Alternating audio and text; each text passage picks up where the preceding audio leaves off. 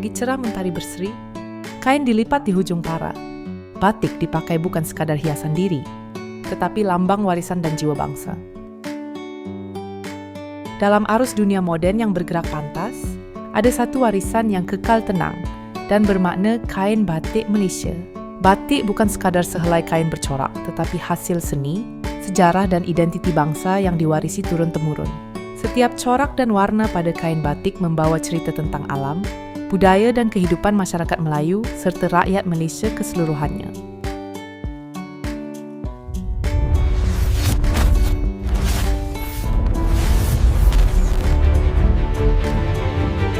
Aku takut lagi 10-20 tahun, generasi muda dah tak tahu apa itu batik. Aku yang umur 27 ni pun dah tak tahu dah corak batik, gaya penggayaan batik, maksud di sebalik corak batik, aku dah tak berapa nak tahu sangat dah. Aku tak nak bergaduh klaim batik ni milik Malaysia atau Indonesia. Yang penting batik ni adalah warisan Nusantara kita. Dekat Malaysia ada dan kita harus berbangga. Batik ni ada banyak corak. Ada corak yang melambangkan sesuatu wilayah dan melambangkan maksud-maksud tertentu. Kain batik Malaysia mempunyai keunikan tersendiri yang membezakannya daripada batik negara lain. Batik tempatan terkenal dengan corak flora dan alam semula, jadi seperti bunga, daun dan ombak yang dilukis dengan penuh kelembutan dan kesederhanaan. Berbanding batik negara jiran yang syarat dengan motif simbolik, batik Malaysia lebih bebas dan bersifat kontemporari.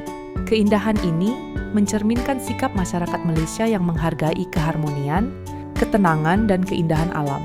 Selain nilai estetik, kain batik juga mempunyai nilai sejarah dan ekonomi yang besar. Batik telah lama menjadi sumber rezeki kepada ramai pengusaha, kecil dan artisan tempatan, terutamanya di negeri seperti Kelantan dan Terengganu. Setiap helaian batik yang dihasilkan secara tradisional memerlukan kesabaran, ketelitian dan kemahiran tinggi. Proses mencanting, mewarna dan menjemur kain bukan sekadar kerja tangan, tetapi satu bentuk seni yang memerlukan jiwa dan dedikasi. Dalam konteks moden, batik Malaysia semakin mendapat tempat dalam dunia fashion dan acara rasmi. Batik kini dipakai bukan sahaja dalam majlis tradisional, malah dalam urusan kerja, persidangan dan acara antarabangsa. Usaha ini bukan untuk mengubah identiti batik, tetapi untuk memastikan warisan ini terus relevan dengan generasi muda. Batik menjadi simbol bahawa kemodenan tidak semestinya melupakan akar budaya. Namun begitu, cabaran terhadap kelangsungan batik Malaysia tetap wujud. Persaingan dengan produk cetakan murah, kurangnya minat generasi muda terhadap seni tradisional, serta kekangan kos pengeluaran menjadi isu utama. Di sinilah peranan masyarakat amat penting.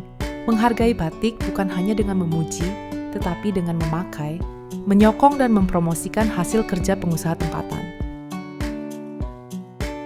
Saya tahu ramai guru seni tidak tahu mencanting. Saya start mengajar 1981.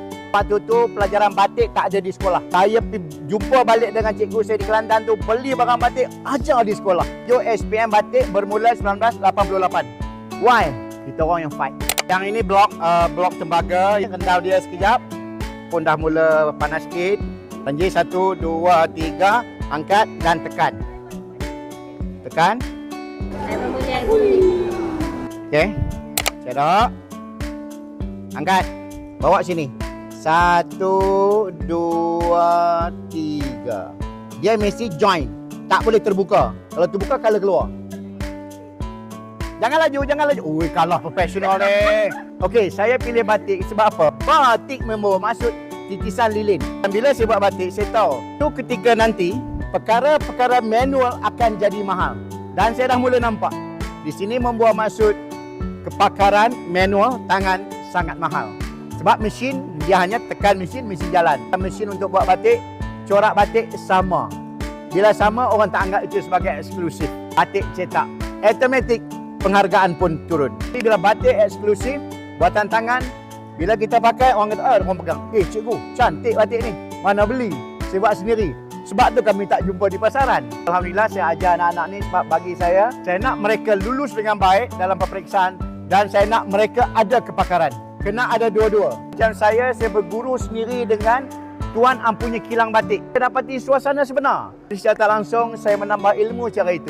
Pakaran mesti belajar dengan orang-orang yang betul-betul pakar. Saya belajar di kilang tu. Tuan Ampunya Kilang tu dah buat batik berpuluh-puluh tahun dan dah beribu helai batik dijual. Itu baru pakar. Bila saya tanya Tu Haji, bulan ni Haji dapat buat dalam 2,000 helai je. Selai berapa? Selai dalam 200. Di situ saya dah congak dah berapa pendapatan dia. Dan akhirnya saya buka kilang mini saya sendiri. Sampailah hari ini. Saya buat baju lelaki dan saya buat produk-produk batik education program. Memang saya suka seni. Bila saya nampak daripada anak-anak yang tak tahu melukis, yang tak tahu buat batik, tiba-tiba lepas saya ajar, dia boleh buat. Itulah hadiah paling besar untuk saya. Dah 9 tahun saya pencen. Cikgu, kami doakan cikgu sihat supaya cikgu boleh ajar orang lain pula. Bila saya ada pendapatan lebih, saya pun boleh sedekah lebih kat surau, betul tak? Jadi secara tak langsung semua ada kaitan. Yang paling saya seronok sekali ialah guru-guru yang saya datang buat bengkel catatan dan kontak saya semula, Cikgu Mae, result kali ni sekian.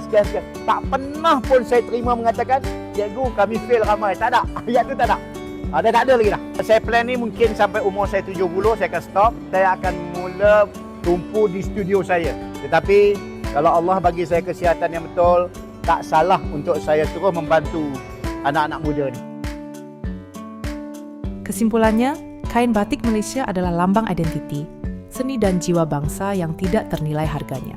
Dalam setiap corak dan warna, terselit cerita tentang siapa kita dan dari mana kita datang. Jika warisan ini dijaga dan dihargai bersama, batik Malaysia akan terus hidup, bukan hanya di museum, tetapi di dada rakyatnya sendiri. Kami akhiri video ini dengan serangkap pantun. Corak halus di atas kain, tersimpan kisah lama dan baru. Batik bukan sekadar pakaian, ia warisan bangsa yang harus dijaga selalu.